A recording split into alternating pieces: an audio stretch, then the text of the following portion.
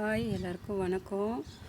இப்போ நம்ம என்ன பார்க்க போகிறோன்னா, இப்போ இந்த செம்பருத்தி செடியில் மாவு பூச்சி அதிகமாக இருக்குது. இப்போ இருக்க எல்லா செடியிலையுமே அந்த மாவு பூச்சிக்கு நம்ம வீட்டில் இருக்க பொருளை வச்சு நம்ம எப்படி சரி பண்ணலான்றதை தான் நம்ம இப்போது பார்க்க போகிறோம். இங்கே பாருங்கள், நம்ம எவ்வளோ தான் இது சுத்தமாக வச்சுருந்தாலும் செடியை கொஞ்சம் பூச்சி பிடிச்ச இலை அப்படிலாம் நம்ம க்ளீன் பண்ணிகிட்டே இருந்தாலும் ஆனால் அந்த பூச்சி வச்சுக்கிட்டே தான் இருக்குது.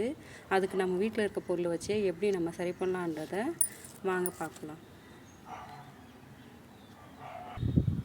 அதுக்கு என்ன பண்ணணும்னா, இங்கே பாருங்கள், நம்ம வீட்டில் நம்ம துணி துவைக்க யூஸ் பண்ணுற இந்த சோப்பு வச்சு தான் நம்ம இப்போ அந்த பூச்சிக்கு நம்ம மருந்து தெளிக்க போகிறோம். அந்த சோப்பை வச்சு கொஞ்சமாக தண்ணி எடுத்து ஒரு லிட்டர் தண்ணி எடுத்து நல்லா நான் கரைச்சி விட்டுட்டேன். அந்த கரைச்சி விட்டு ஏற்கனவே கரைச்சி வச்சுருக்கேன் நான் இந்த சோப்பை வச்சு யூஸ் பண்ணி. அந்த கரைச்ச தண்ணியை இந்த மாதிரி இந்த டப்பாக்குள்ள நம்ம ஊற்றிக்கலாம்.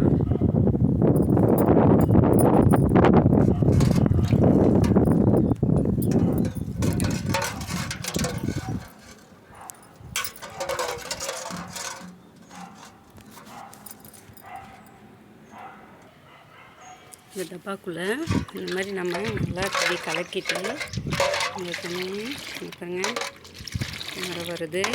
இப்போ அந்த தண்ணியை எடுத்து இந்த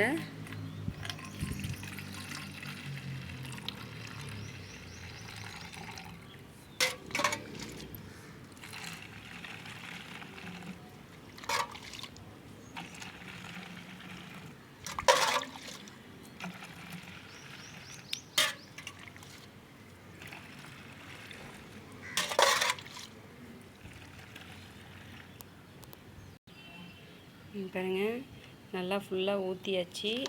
ஊற்றின பிறகு எடுத்து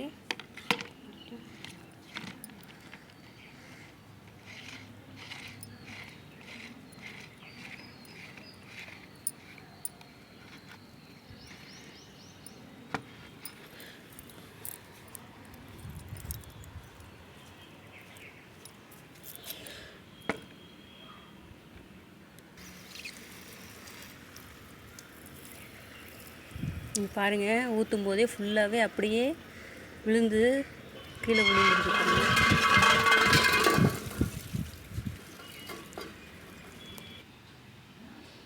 பாருங்கள் எப்படி சரியாகுது பாருங்கள். உடனே எல்லாமே போயிடுது பாருங்கள்.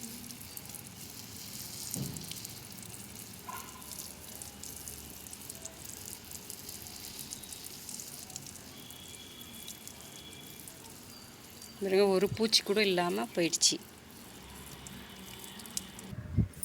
இப்போ பாருங்கள், அந்த இதுலேருந்து ஒரு பூச்சி கூட அந்த செடியிலேருந்து அந்த இடத்துல எல்லா பூச்சியுமே கீழே கொட்டிக்கிச்சு. இங்கே பாருங்கள், எல்லாமே ஒன்று கூட இல்லாமல் ஃபுல்லாக அதில் எல்லாமே விழுந்துடுச்சு. இங்கே பாருங்கள், கீழே பாருங்கள், எல்லா பூச்சியுமே கீழே விழுந்து சுற்றுடுச்சு பாருங்கள். வீட்டில் இருக்கிற சோப்பு வச்சே நம்ம இந்த மாவு பூச்சியை நம்ம சரி பண்ணலாம்.